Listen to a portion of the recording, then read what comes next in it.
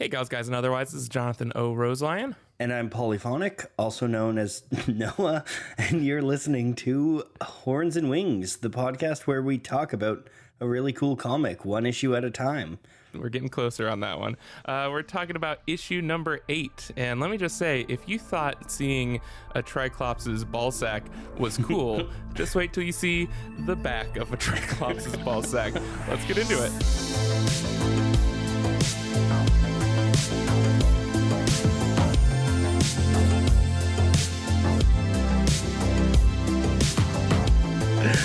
So to start off, we got to talk about this cover. Yes. This cover is possibly my favorite Saga cover ever. Do you want to describe it? Yeah, it's a blue backdrop, kind of a sky blue, and we've got Alana leaning on some kind of engine, something military-ish.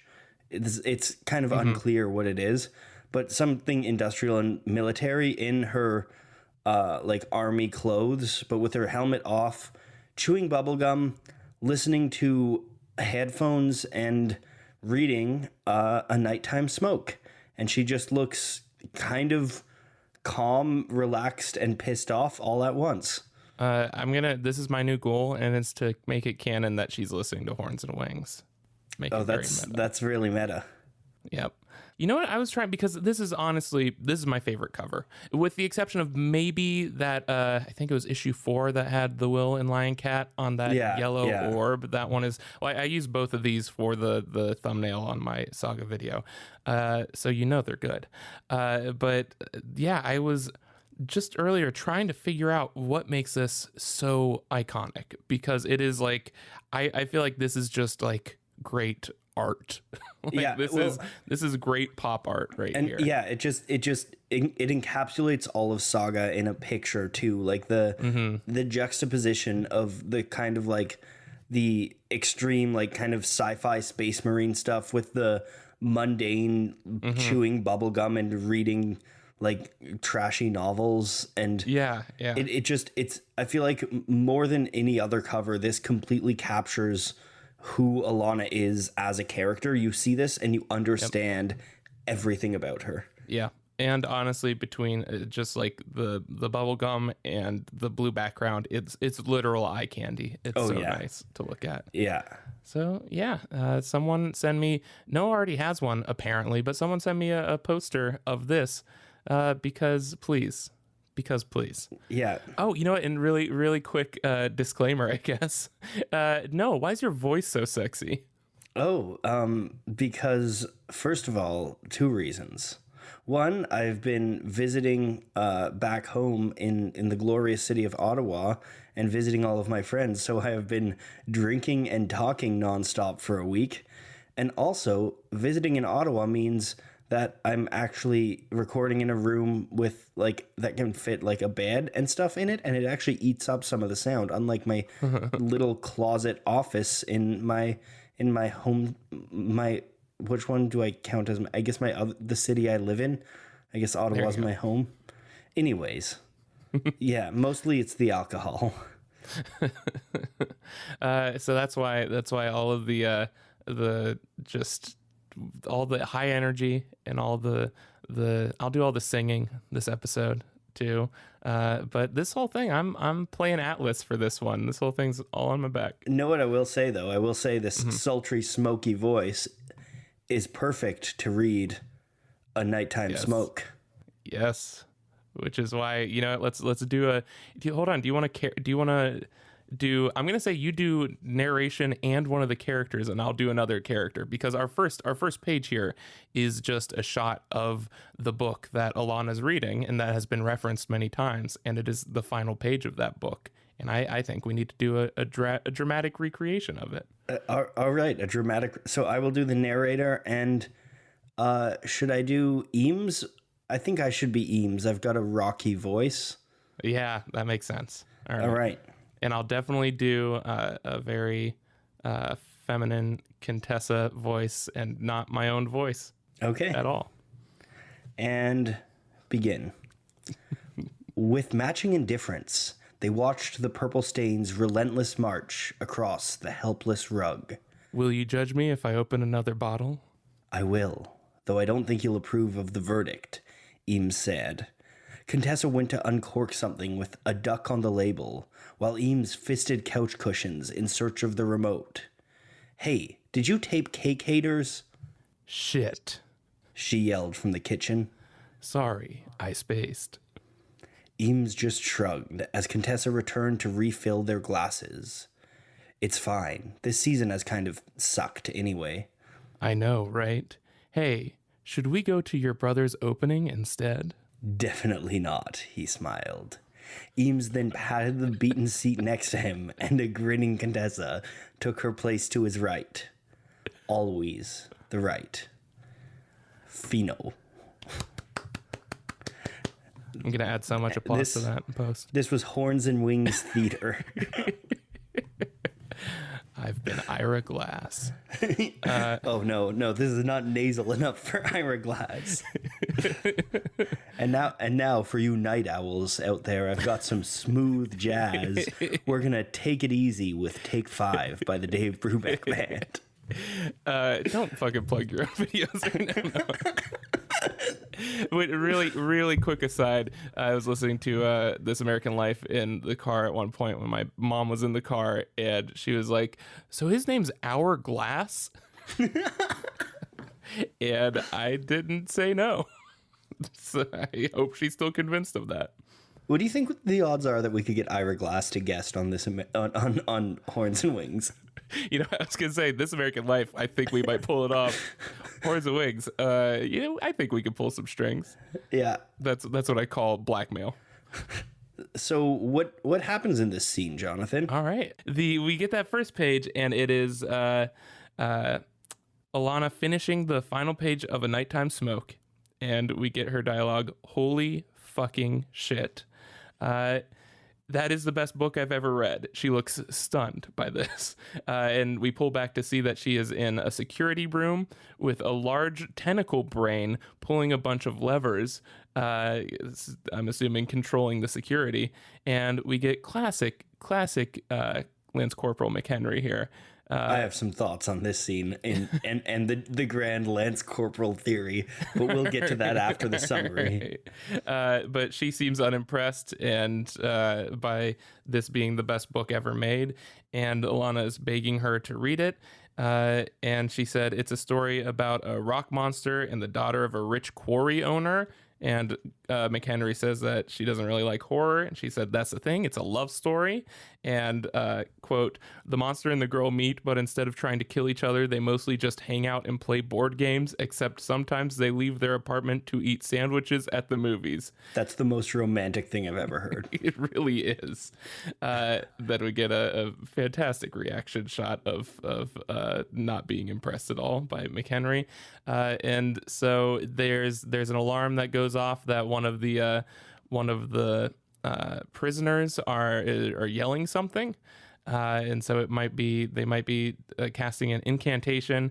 So Alana happily picks up a gun and says that she'll take it out. She'll check it out as long as McHenry reads the first chapter, and. And I get my favorite joke. Yeah, this is so good. So there's this ominous tentacle brain floating in the background of all these shots, and then once Alana leaves the room, McHenry turns to the brain, and the brain says, "I told you, guard duty with her is the fucking worst." In a very like bubbly text, and it's fucking fantastic.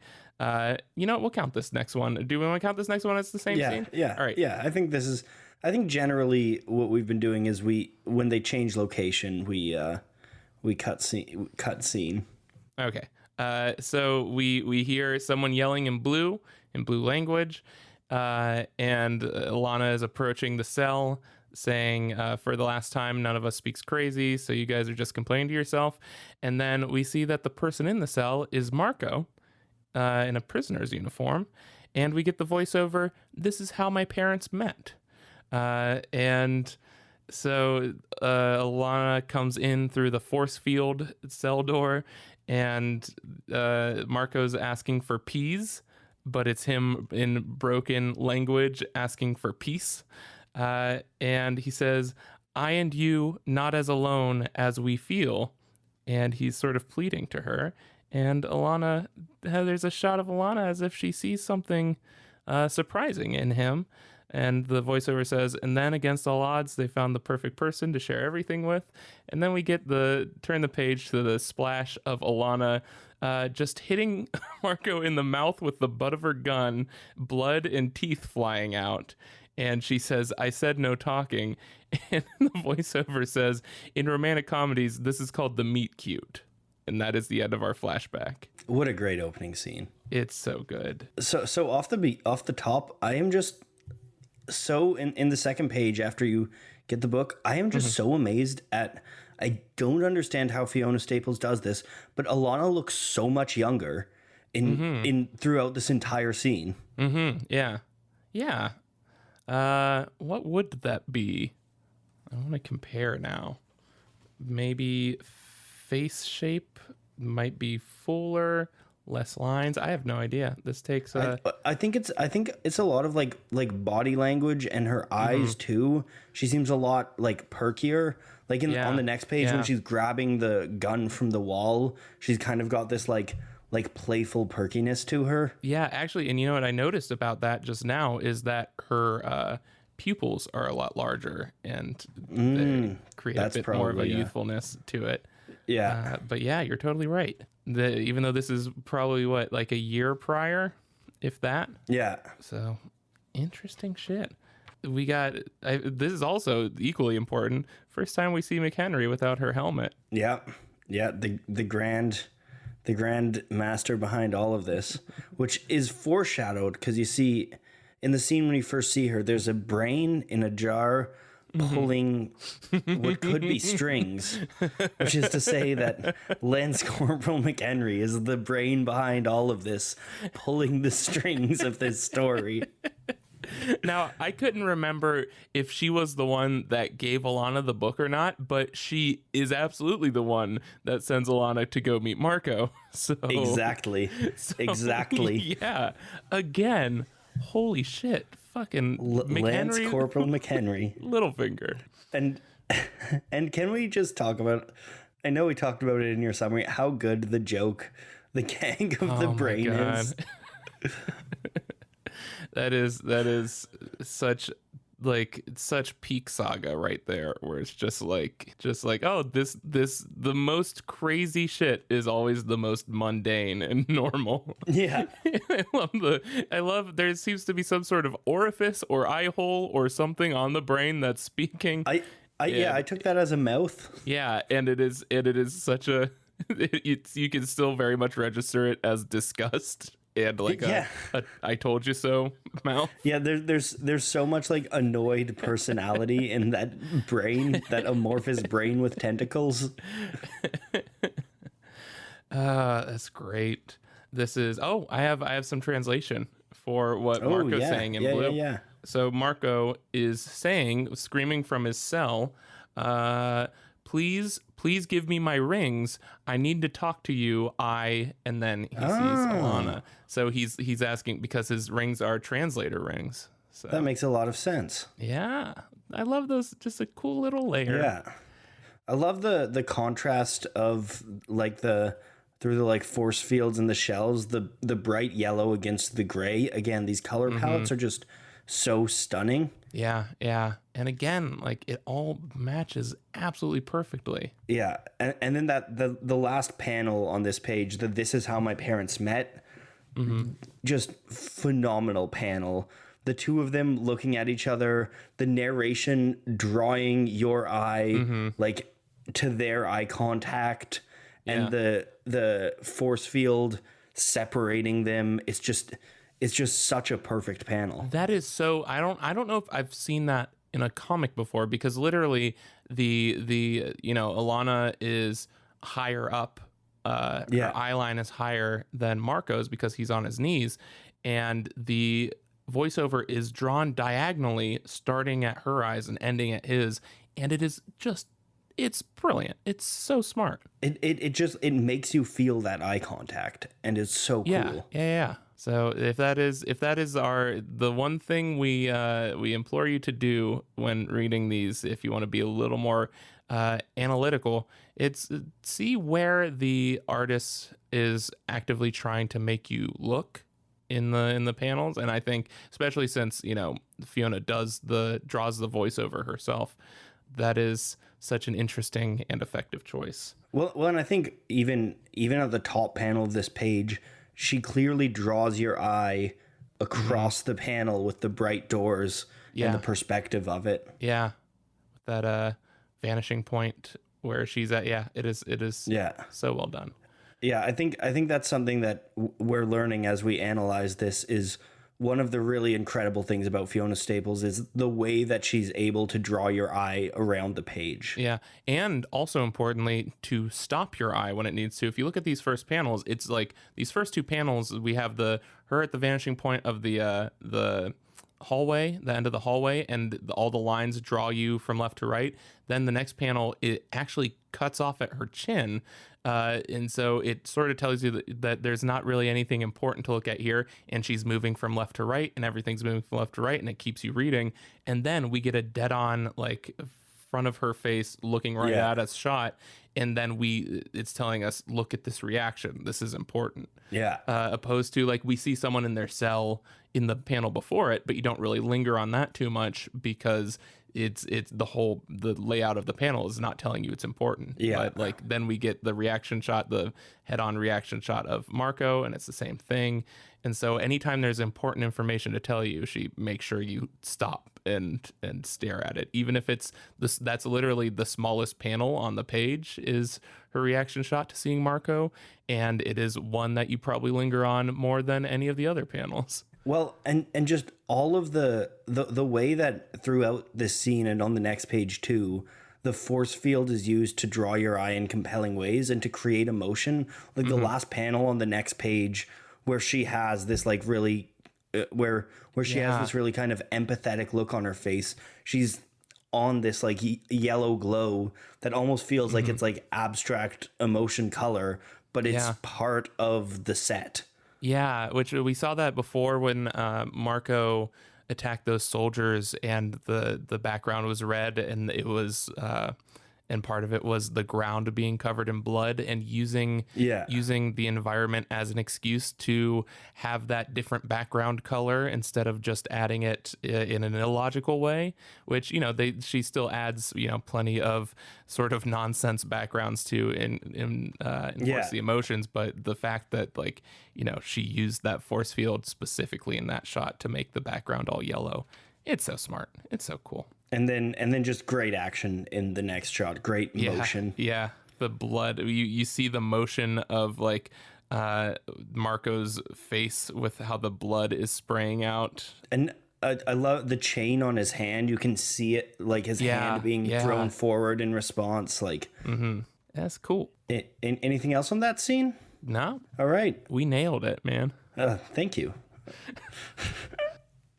So going from the, I feel it's necessary to reiterate the transition narration where Hazel says in romantic comedies, this is called the meet cute.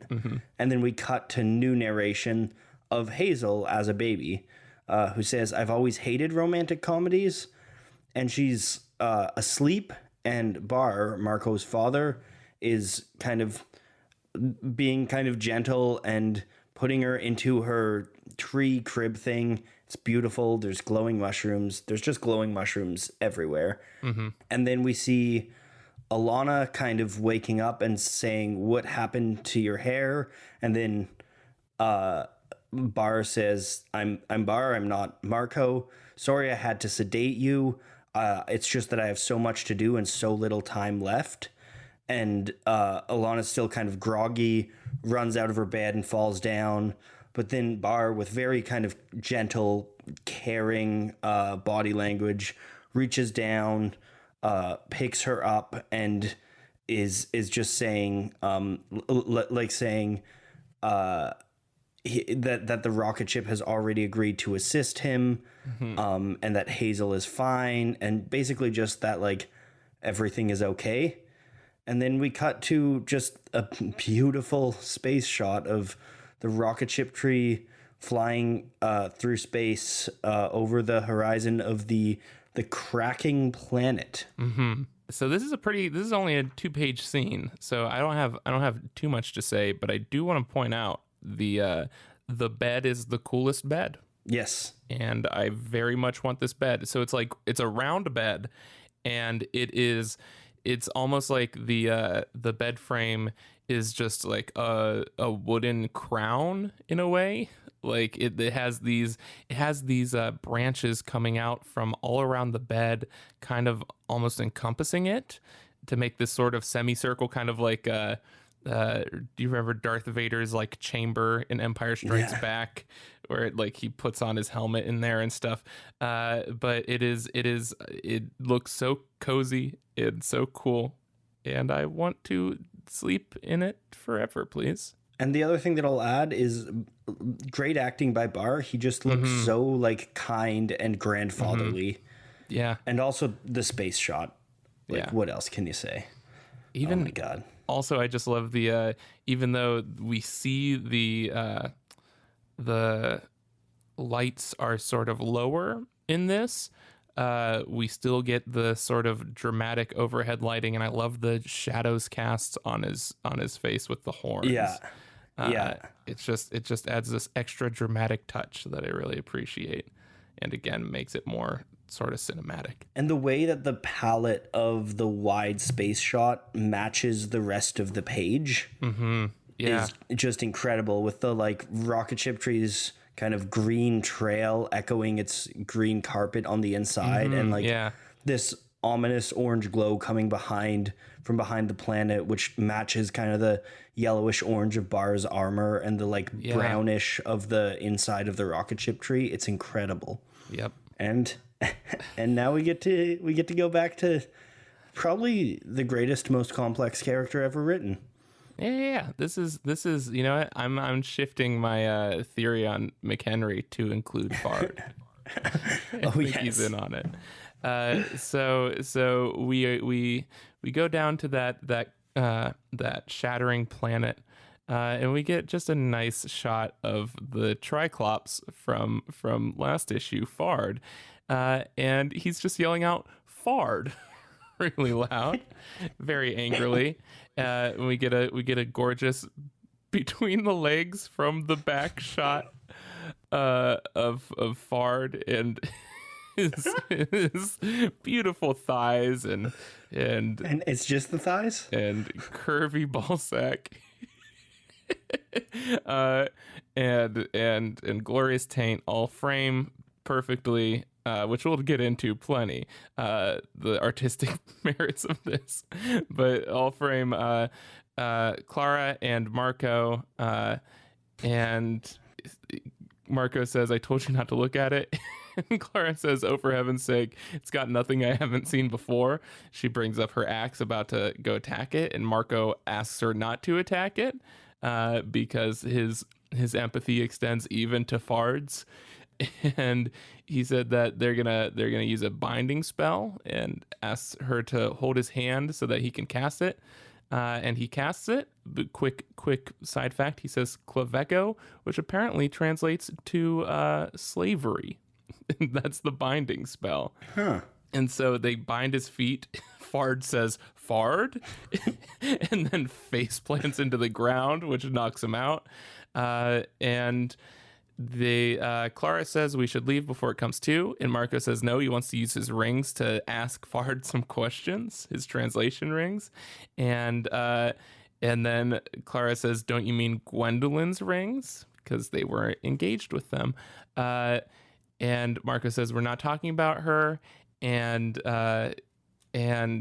he points out that she didn't even like Gwendolyn before, called her a draft dodger. And Clara says, "At least she was rooting for the right team, unlike that overgrown housefly of a wife you decided to bed." And then Krakoom, there's a lightning strike inches away from Clara.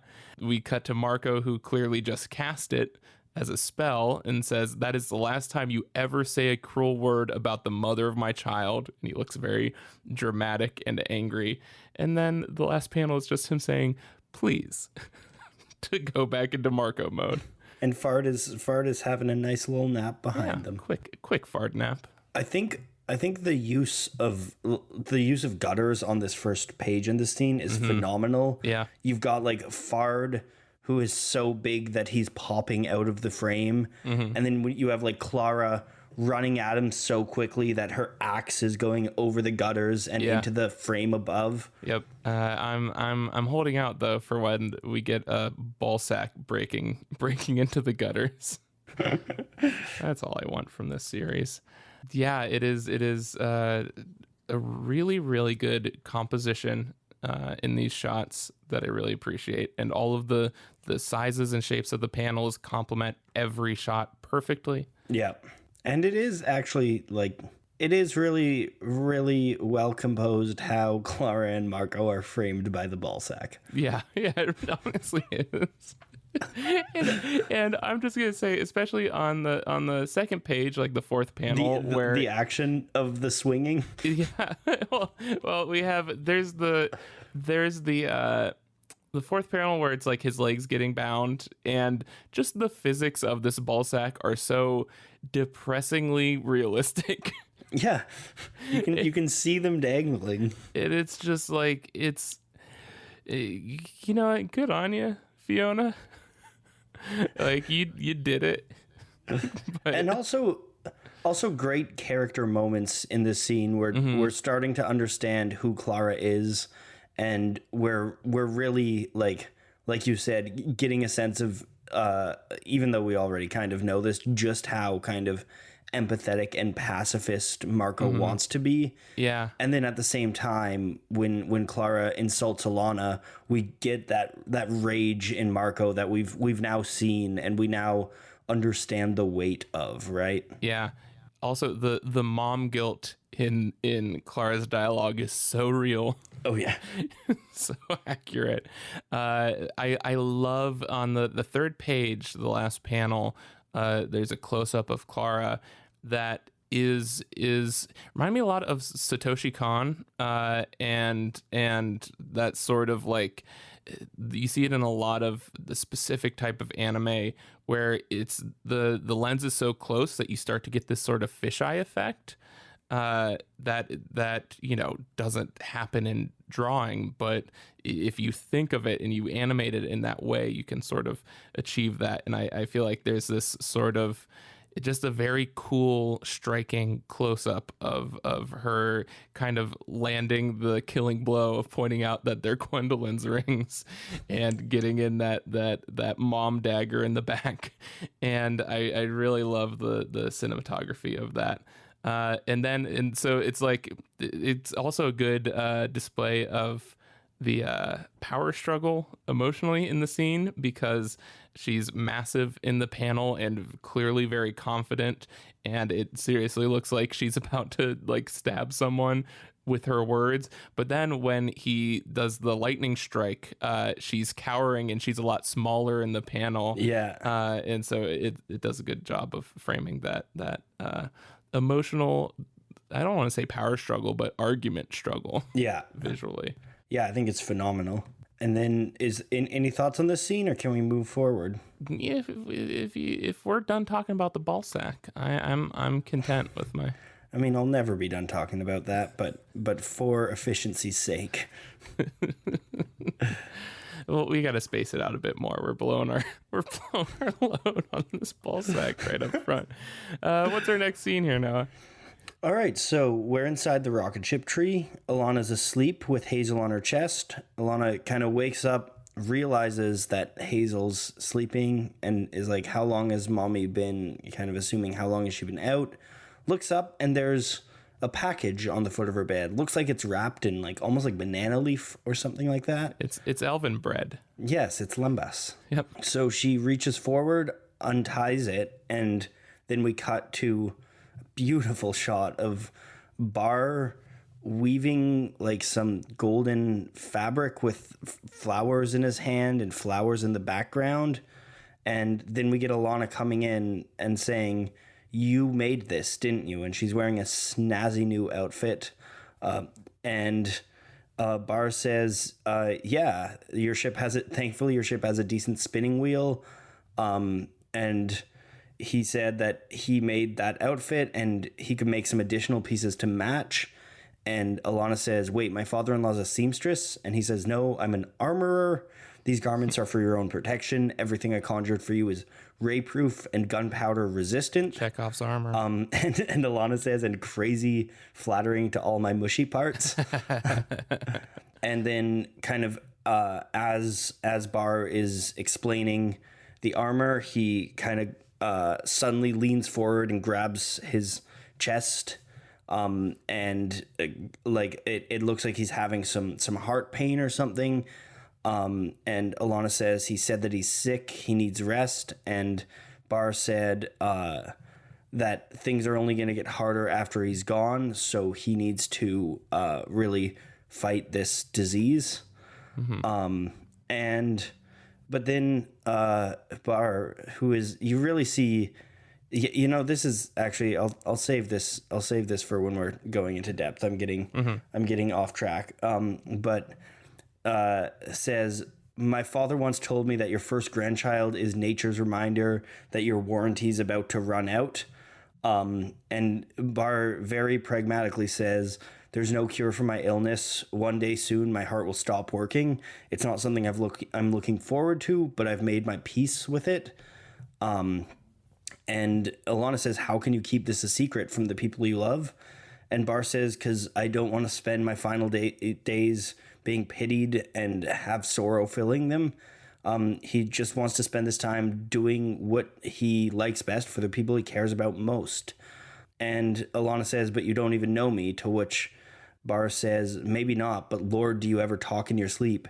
It's clear you love my boy very much. And Alana says she hasn't always, and kind of talks about what she doesn't like about Marco, that he's self-righteous, he has no idea how to sit still, and he laughs at his own jokes. And Bar says, well, then why do you risk everything to be with him? And Alana says, because he's so goddamn beautiful. And Bar, paradoxically, because Bar looks handsome as hell, says, I assure you looks aren't forever. And Alana says, oh, I know. I wasn't talking about his looks. Aww. What a sweet scene, and what a juxtaposition from the last one. Yeah, this is it. I love Bar.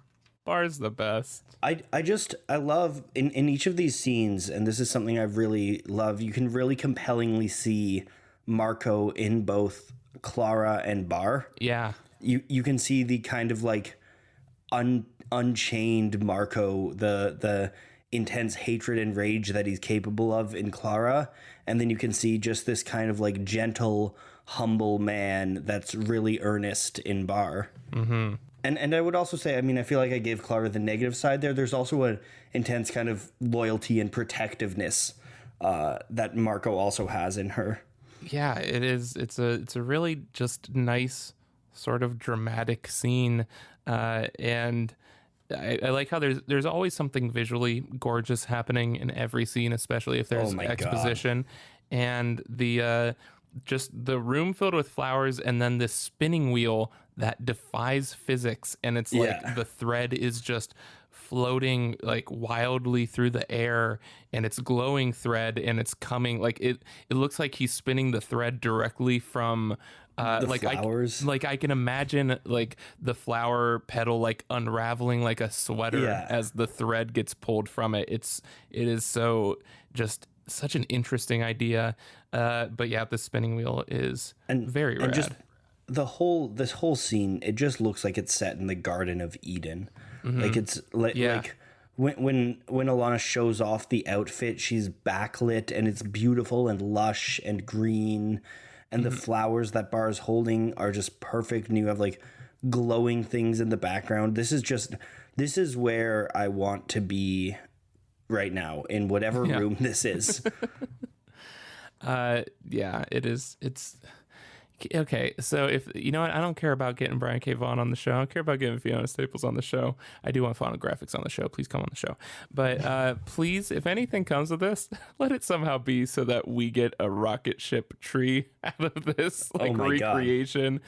If it's like, even if it's like, you know, when HBO somehow snatches up the rights to Saga and makes a recreation of the set or something. I don't care. Just let me exist inside of this. That's all I ask. Also, again, with the shadows of the horns and how well it frames Bar's face, there's a fantastic shot where he's talking about how his father died right after Marco's birth. And the shadow of the horns almost look like tear streaks. Yeah, coming down from his eyes. And it's gorgeous. The acting on Bar does so much of the work in terms of charm in this. The whole like shadow work is so impressive because there's so many light sources in this scene because everything's kind of glowing. But it all feels very real, and it's kind of subtle things that go a long way without you really realizing them, right? Yeah. And like the panel of Alana saying your son is so beautiful is it looks like an Art Nouveau painting. It's incredible. Yeah, and I love first. Oh my gosh, I just love this is the sappy part of me, but the description of love as Marco's so goddamn beautiful, and she's not talking about his looks, is just like a way to sell me on their relationship in 2 lines. Well, and I mean, I think the thing with this is it could feel so cheesy, but it feels so earnest and so real. Yeah. Right? Yeah. It is like, yeah, they pull it off so well when it absolutely shouldn't. The eye contact they make when she says to him, I wasn't just talking about his looks, the way she takes his hand, like it's so real. And Bar's face there, where like his expression is very serious, as if he suddenly takes her extremely seriously. Yeah. Well, and there's like a sadness in his expression. Yeah. Where like he's like in my mind, I'm like reading that as like the sadness of impending mortality, and like the sadness of witnessing a beautiful moment when you know that you don't have that many beautiful moments left in your life, right? Yeah, and I mean, there's so many things. Like it could be like, you know, sadness of he's fought against her kind his whole life. Yeah, and is seeing how just fantastic she is, or that, you know, he's sad that he won't be able to be around, you know, get to witness their love for much longer and stuff like that. Even though, you know, he's gonna live forever. We all know that. Yeah. Nothing foreboding about an incurable heart disease in Saga. Yeah, I like that scene a lot. And now we cut back to Almost As Beautiful. I'm glad that we spaced out the fards for John. Yeah, you get all the fart action. I had no assigned contract at the beginning of this series, and it just said fards for John. All the paragraphs. So we cut to now it's raining back on the broken planet, and we get a close up, a POV shot from Fard's eye, I guess, of Marco saying good morning, and how are you feeling? To which Fard responds, do you want to take this one? No, I don't want to deprive you of this. You do know how much I love this. I'm gonna put on my nighttime smoke voice for this, actually, which is very much not the voice that Fard is saying it in, I must say. Fard says, Fard will eat your souls and piss them out Fard's anus. And scene. Yeah, but he's clearly screaming this very loudly. I like how I love the idea of like we put the translation ring on the guy who just yells Fard. And turns out he was just saying Fard will eat your souls and piss them out Fard's anus the whole time. Clara points out that this should make for sterling conversation, and Marco asks if he's happened to seen a teenage girl. Or half of a teenage girl, he supposes. And Fard says, Fard saw Little Phantom wandering Shadow City, but you never reach her before the birth. Marcus says, birth of what? Of what is under your feet, goat boy. And Clara says, you're saying there's something inside your planet? Fard says, planet? This is not planet. This is egg. And egg almost ready to hatch. Uh-oh. Oh boy. So we're getting some explanation behind this shattering planet. And what could possibly be inside this thing? Oh God. I hope it's real rad. Get me started. Also, just Fard talking about Isabel reminds me how much I miss Isabel. Yeah. I hope they get to her in time. Yeah. Where's my Izzy? Yeah. Well, we're gonna man, this is all the Fard scenes are such great setup for future issues. Because we now establish Shadow City and the fact that they're on apparently a giant egg. Yeah. Something that's about to hatch.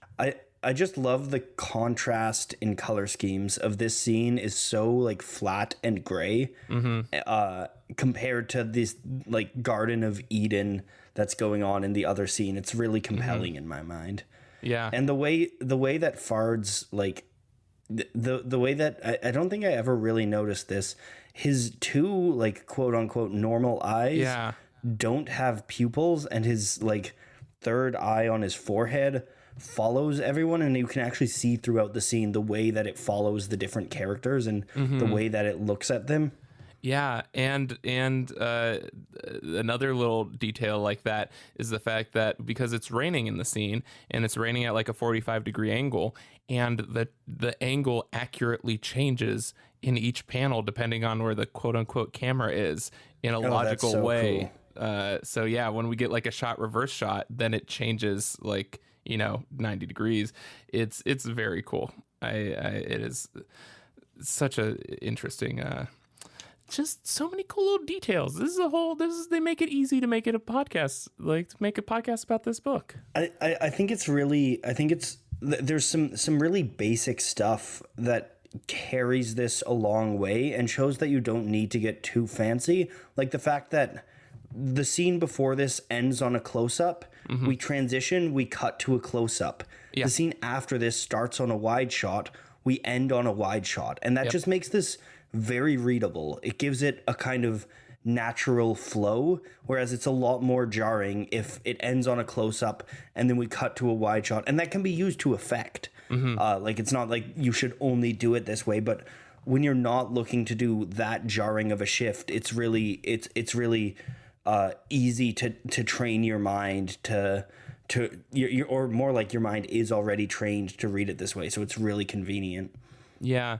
And also and we get those same, it seems to be almost entirely, I don't know, eyeline based, but if we ever get the opportunity to ask Fiona Staples anything or have her on the show or anything, I am just forever fascinated by the sort of cut off edges of different panels. Yeah. Because there's one that's in the bottom left corner of the first panel, and then the bottom left corner of the second panel, and then the top right corner of the last panel, and it all works with eyeline. And I would love to know sort of the logic, or if it's for the overall aesthetic of the whole page, or what it is, because it's not something you see in other books that I've noticed, at least. So it's an interesting touch. We get one at the top of the next page too. Yeah. Well, and you see the light emanating from it at the top of the next page. And so the next page, we get some Hazel transitions, which is classic. We get some people are haunted by their pasts, but not my family. Page turn. I mean, how can you be haunted by something that never really dies? And we get a wide shot of space, and then we cut to this beach planet we've seen before with Seahorse Man, who we learn is Irving. And Irving is on a video call with actually, I'm pretty sure this is you. Yeah.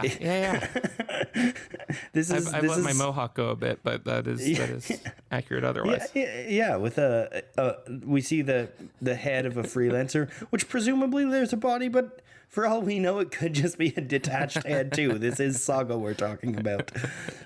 I want to see that head walking around on the mustache. So yeah, it's the person with a curly mustache, and I want to see those being used as legs, please. Yeah, and basically this is a freelancer complaining about business stuff, and Irving trying to talk him down. Say like, if you make a big stink, they probably won't hire you again. So we got to do this. And then in the middle of this conversation, Irving gets a call. And he says, "Hold that thought. I've got someone on the hotline." He turns also like the TV is like a bowl, and he turns it off by sticking his hand over the bowl. And we learn that he's got a phone call on behalf of Wreath High Command. That's saying your talent has been a disappointment, and they say. Irving admits we've been having some issues with that job. The stock was killed in action. The Wreath High Command says the stock was killed in action. Irving says the will has been dealing with some personal issues, but his replacement will be even better. High Command says my superiors have no interest in a replacement. They want the man they hire to complete the task. Where is he? Irving says, "Look, I don't give out my guy's private information over the phone." And then we get, then you can tell me face to face. And we turn around with a great surprised seahorse face. What the hell is this? And what is it? What is it, Jonathan? We get our introduction to the most badass looking character yet. And they say, "Hello, my name is Gwendolyn," and it is Gwendolyn. And what does Gwendolyn look like? How would you describe her? Is just the most badass lady. We've established in previous episode with my love of Donatello, I am a sucker for bow staffs. She's holding a staff, so immediate points. She sort of has this kind of white suit that's like semi-practical, just cool as hell, and she has just a big afro. It's the coolest hair, and these massive horns that kind of like disappear like into horns. The hair. Yeah. And she just looks like the biggest badass in the whole world. Yeah. She looks like she could lead in a Quentin Tarantino movie. Yeah. And the sun is like right behind her afro. It's phenomenal. And that's where we end this issue. But before we get on, there's some things I'd like to talk about in this scene. Yes. What would you like to talk about? Once again, ongoing theme, the color palette of a wide shot of a planet matching what's happening, matching what the planet looks like up close. Like the color palette of these kind of yellows and greens and blues, cutting to the yellow of Irving on this like kind of blue and white background. Just gorgeous. You know what? I just realized too, such an attention to detail here. Even though we don't get it on the horizon this time, in that wide shot of the planet, we also see a nearby planet with a ring around it, which is in previous issues something we saw on the horizon of this planet. So that consistency there again is just so dang impressive. And we also learned that we learned the seahorse's name, which is Irving. And he runs the Brio Talent Agency. So we got Irving and me, my freelancer. Oh yeah. Is the March, we see. And, if that's significant to people who have read the comic beyond this point, so be it.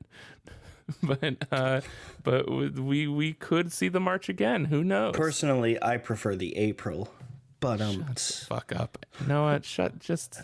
No. Also, I just can my office be Irving's office? Oh yeah, no, I think we've already. Yeah, no, we've discussed this, but Yeah. this No. merits discussing once more. The bowl hologram seals the deal for sure. Yeah. Also, just Yeah. the old fashioned. I like how it's like there's bowl hologram technology, and we're on this beach and stuff, and the phone he's talking on is just like a green, like just old ass telephone. Yeah.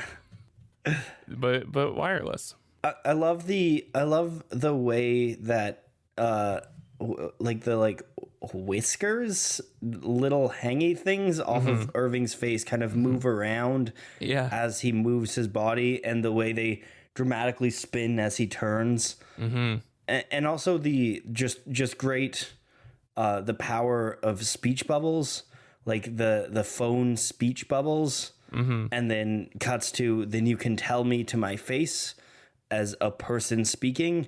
It's just it's a dramatic effect that works really well. Yeah. And fucking Gwendolyn. I'm so excited for Gwendolyn to be in this series now. Yeah. Oh, the world is just getting bigger, which is the gyre is widening. It actually reminds me of, there's this old story about that Orson Welles used to tell about how he was in this play once, and he was, Mr. I'll come up with I'll say Wilson, because I feel like Mr. Wilson is the Home Improvement neighbor. Mr. Jones, God damn it, that's a song. What's a Mr. something that hasn't been used in a thing? Mr. Wells. Anderson. I'm going with Mr. Wells on this one, but he'd say that. Sure you don't want to go with Mr. Anderson? It rings a bell for some reason. But he talked about how he had this character, Mr. Wells, in this play. In the first half of this play, all the characters would talk about, well, when Mr. Wells gets into town, then you'll be sorry, and they kept talking about him in the third person, and just like he never showed up, and they were just saying all these sort of almost mythological things about him. And then at the very end of the first half of the play, we have Orson Welles walk over a bridge from the distance into the scene, and someone says, Mr. Wells, and then curtains, and then during the what's it called with plays, halftime. the intermission, people would be like, man, Orson Welles is so good in this play. How amazing is this character in this play, when he had no lines and he didn't like do anything. And I feel like they totally pulled that off with Gwendolyn, where we've just heard so much reference, and we also know just how thorough the implications of her arrival are. Yeah. And just that combined with how badass she looks, like you immediately know that she's going to be such a force to be reckoned with in this series. And so, yeah, she makes a great Mr. Anderson for this comic. Like this, all of the character introductions are just so good. Yeah. And Gwendolyn's is one of the cream of the crop. Oh yeah. So what do you think of this issue, Jonathan? I like it. It moves a lot faster. I mean, we have a lot of shorter scenes. I'm guessing the most scenes since the first issue, because we're just like a ton of 2 and 3 pagers in this one. And also the first issue, if I'm not mistaken, that does not have an appearance from the Will or Prince Robot. Yeah, that's what I was thinking too, which is interesting. Yeah, and actually probably our first scene that doesn't have any of our main characters, with that last Gwendolyn scene. Yeah, though I think the implication of this is that the cast of main characters is growing. Oh yeah, it will continue to do so. So yeah, I'm pumped going forward. I feel like this is between the egg revelation and Gwendolyn showing up, we're gonna get into this some deep shit real soon here. I feel like this is a really great second issue in an arc. I feel like we we're building drama, we're getting character tension, we're building intrigue, and it just makes you want to keep going. Yeah. But you don't really know the direction the arc is going just yet. Yeah. You're kind of just getting these hints at it, and the introduction of Gwendolyn is a big hint at the direction that it's going. But I think this is exactly where you want to be 2 issues into an arc. Yeah, we're hinting at a lot of the conflicts and a lot of the problems coming up and none of the solutions. Yeah, exactly. Yeah, has me pumped. So what's your favorite moment? Oh God, I just looked at the cover of the next issue. God damn it. What a good cover. So I'm gonna say, you know what? I love the Marco and Alana meeting. I think it's so. I love, like, in series, getting flashbacks when I don't especially expect them, and I'm already, like, so invested in the world building. Again, it's bizarre how much we compare this to Adventure Time, but I all of my favorite episodes are always the ones where we would get some small bit of origin story for something. Yeah. When, you know, just when I don't expect to get it, because things are already so well laid out and established, but therefore it doesn't feel like exposition, and it just feels like almost fan service, like good fan service. And so, yeah, I love their meet cute. That's my favorite. I think though every bone in my body wants to say Gwendolyn's introduction, I think the moment that really sticks with me is the because your son is so goddamn beautiful. Just how that scene is framed, the meaning behind the words, everything about it is that panel is perfect. It hit my heart a bit on that one. It was a nice heart feeling with that one. I love it. It really did. So I have a thought actually on one of the songs of the week. Oh yeah, go for it. Have you ever listened to Nara by Alt J? Yeah. I feel like Nara is the vibes of Inside of the Rocket Ship Tree. I like that. Yeah, it's a very Alt J environment, I'd say. It's very peaceful but a little weird and shrouded in love. Yeah. I feel like if we can get just a nice middle ground of Alt J and Glass Animals in this rocket ship tree at all time. Yeah, yep. I'm liking that. You know what? I was thinking of like what meet cute song should be playing over top of that meeting, and I'm gonna go with Call Me Maybe over Lana punching Marco in the face with a gun. That's my headcanon. I'm going to go with You Make My Dreams Come True by Hall & Oates. I love it. Yeah, I think we'll add that to someone make a playlist of this on Spotify or something. Oh, yeah. Please. Yeah. And yeah, you could do that. You don't do anything for this. No. Yeah. I'll get right on that. I'll do that right away. I'll get right on that. Let me go do that really quick. I'll do that right now. Do that right now. Hey, what do you got? You got any questions for this week?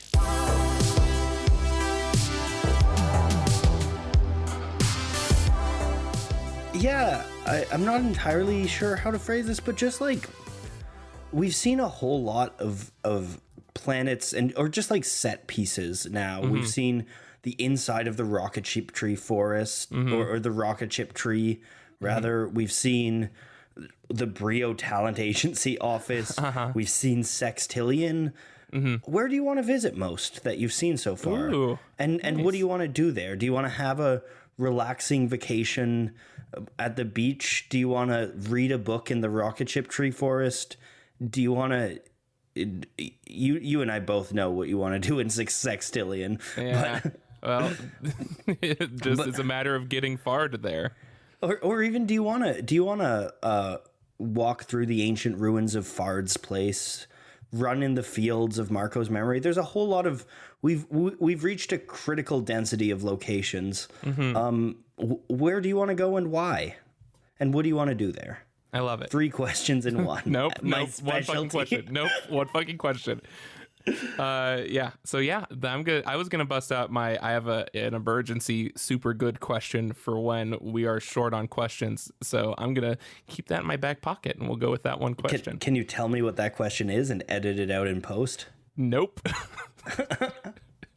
So I think that about wraps it up for now. If you want to answer the question of the week, go to either the pinned comment on the YouTube video version of this episode of the podcast, and reply to that, or go to @HornsandWings on Twitter, and it'll be our pinned tweet on there. Is the question of the week, and reply to that. Or you can email us, hornsandwingspod@gmail.com if you feel like it. If you got any other inquiries, if you want to just PayPal us, I don't care. So, or if you want to, if you actually want to support the podcast a bit, go to patreon.com/makestuffstudios. You can listen to every issue or every episode a week early for $1 a month. That's four episodes a month at least. It's such a steal. Also, you'll just help us a lot. Yeah, and Lord knows we need it. So, where can people find you, Noah? You can find me on Instagram. Yeah. You can find me on Twitter @WatchPolyphonic. That's a great way to get in touch with me. I keep asking people to talk to me about Saga on Twitter, and none of you have yet. So hit me up and talk to me. I might not reply.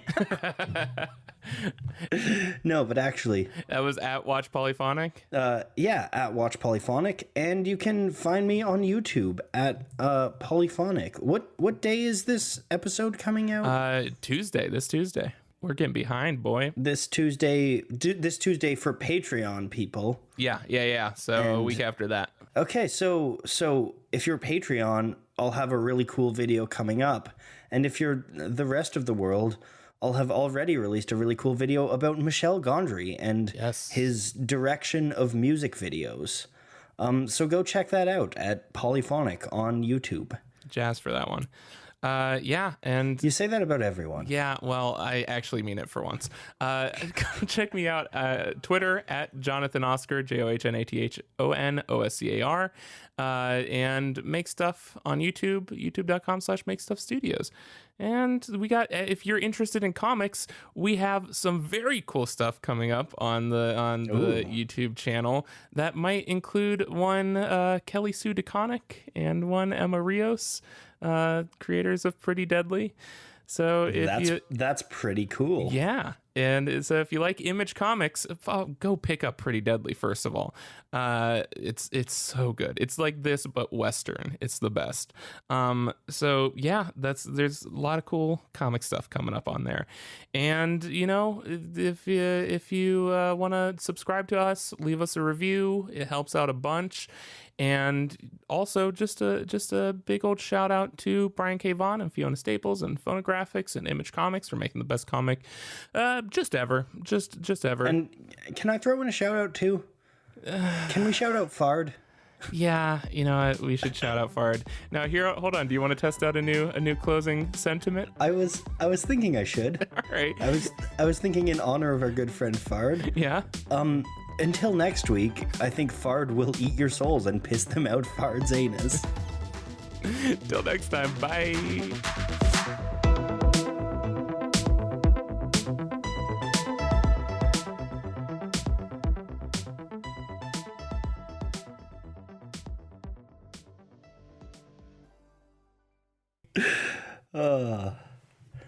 All right, that was good.